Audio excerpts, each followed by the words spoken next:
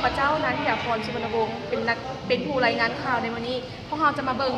สภาพโดยรวมของภาคเราในวันนี้เนาะโดยสบายดีโดยน้องผู้หญิง น้องเองชื่อน้องนางบัววอนชิมาระนอสแลนด์เป็นน้อย โดยแล้วน้องเหมือนค่ะพี่ชอบบุญ อันนี้ขออะไรน้องเองค่ะพี่น้องอยู่สังคมส่วนตัวน้องเล่นได้ไปแบบไปเรียนยามแล้วบ่ เจ้าแล้วไปเรียนมาแล้วเนาะอันข้อมูลน่าสนใจแหละหลากหลาย ใครเขาเล่าเขาเป็นอะไรเขาเล่า โดยแล้วน้องมีความรู้สึกแค่ไหนที่ว่าได้เห็นเยี่ยม ตื่นเต้นตุกตับรู้สึกเป็นเกียรติหลายเนาะที่ตุกตับที่ได้ถึงคำมอบหมายในสังคมส่วนตัวเขามาดีแล้วสังคมส่วนตัวทำงานก็คือหน้าปกของสังคมส่วนตัวของเราฟิงฟังมีเทคนิควิธีส่วนให้ส่งเสริมจิตใจของเขาเข้มแข็งให้จิตใจสุขภาพจิตของเขาจิตจะเข้มแข็งแบบอ่อนแอวันไหวง่ายเนาะนั่นก็คือหนึ่งจิตใจให้สงบผ่อนคลายเนาะซูมเข้าไปลึกๆเนาะก็คือนี่เนาะข้อทำอีกคือเหตุให้สุขภาพจิตสงบเนาะสองคือเบิ่งโลกในแง่ดีเขาเกิดเป็นคนทั้งที่ต้องมีการเบิ่งโลกในแง่ดีเนาะเบิ่งแดดด้านลบหลายเขาก็อาจเป็นมีปัญหาทางจิตได้เนาะข้อสามก็คือเข้าเรื่องความบ่แน่นอนเข้าใจเรื่องความบ่แน่นอนทุกอย่างแม้แล้วเนาะบ่มีอย่างที่แน่นอนมันต้องมีการผันเปลี่ยนอยู่เสมอสี่คือเรียนรู้ทุกสิ่งใหม่ๆสรุปง่ายๆเลยก็คือถ้าไม่ใครสนใจอยากจะเข้ามาเบิ่งรายละเอียดเพิ่มเติมก็ได้เนาะมันจะมีหลายข้อที่ทานเทคนิคไม่ว่าจะเป็นกรุ๊ปเลือดเพราะว่าจะเป็นเทคนิคการเรียนให้จังได๋เรียนเก่งสิ่งให้ได้เนาะเอาเบิ่งเอาเทคนิคอยู่นี่มีหลายอย่างเพราะว่าจะเป็นอันนี้เนาะก็คือธรรมชาติมี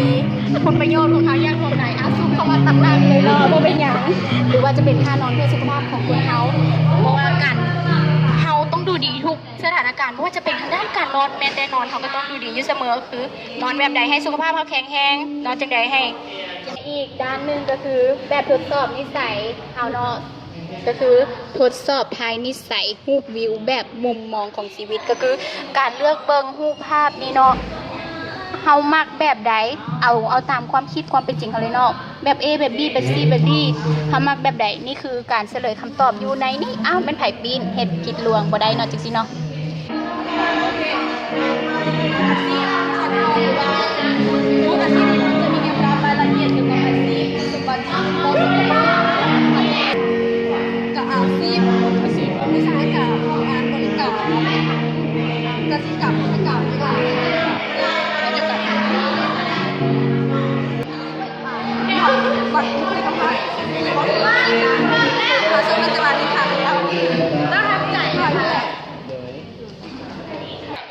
เขาจะมาสัมภาษณ์ทีมงานแต่ละสายอาชีพเนาะบางคนรู้สึกแนวไหนแล้วมีโดยไม่ได้รู้สึกแนวไหนที่เราได้มาจัดงานในวันนี้เล่นเนาะแต่ละปีก็เคยได้มาเนาะมีแต่เราเบิ้งปีนี้ได้มาจัดได้มาเบิ้งเลยเจ้าโดยเข้าใจต่อไปเขาจะมาสัมภาษณ์หน่วยงานเกมเนาะว่าเพิ่นเก็บตัวพร้อมหรือยังที่จะได้ครับมือกับนักเรียนในตอนแรง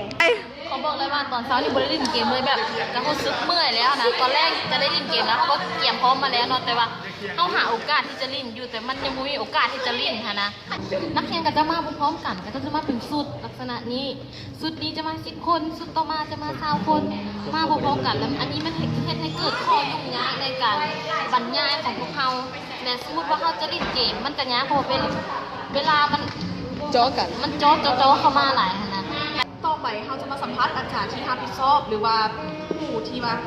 เนี่ยนำให้พวกเขาเฮ็ดในงานนี้เนาะสวัสดีอาจารย์กองคำเจ้าสบายดีเนี่ยเนาะอาจารย์รู้สึกแนวไหนมื้อนี้ที่ว่าได้มาเฮ็ดงานแนวของพวกเราโอ้รู้สึกตื่นเต้นดีใจหลายเนาะที่ได้ร่วมเป็นส่วนหนึ่งในการจัดงานในครั้งนี้รู้สึกดีใจแท้ๆโดยและความพร้อมของเขาที่ว่าจะเฮ็ดต่อในตอนแรกได้จักเปอร์เซ็นต์แล้วได้เกิน 80% แล้วเนาะเพราะว่าเขาภาคเศร้าหมู่เฮาก็ผ่านไปด้วยดีเนาะมีนักเรียนหลายๆท่านเข้ามาชมมาลิ้นนำของเฮาเนาะซึ่งเป็นเกมต่างๆเป็นข้อมูลทางด้านการศึกษาต่างๆก็เป็นแนวทางหนึ่งให้แก่น้องๆในการปฏิบัติหรือประกอบอาชีพในการครั้งต่อไปโดย ขอบใจ แล้วคิดว่าบทของพวกเขาที่ว่าเฮ็ดมานี่รุ่นน้องจะได้รับไปได้จักเปอร์เซ็นต์ คิดว่าถ้าผู้ใดมาในบูธของเขาแล้วใช้เพิ่มความใส่ใจเนาะจะเป็นผลหรือว่าเป็นแนวทางที่ดีให้แก่น้องๆนักเรียนเกิน 70% ผู้ใดน้อง เพราะว่าข้อมูลต่างๆจะบอกเกี่ยวกับการศึกษาเนาะสถานที่เรียนอาชีพที่สอดคล้องอันเดอต่างๆเจ้าเจอ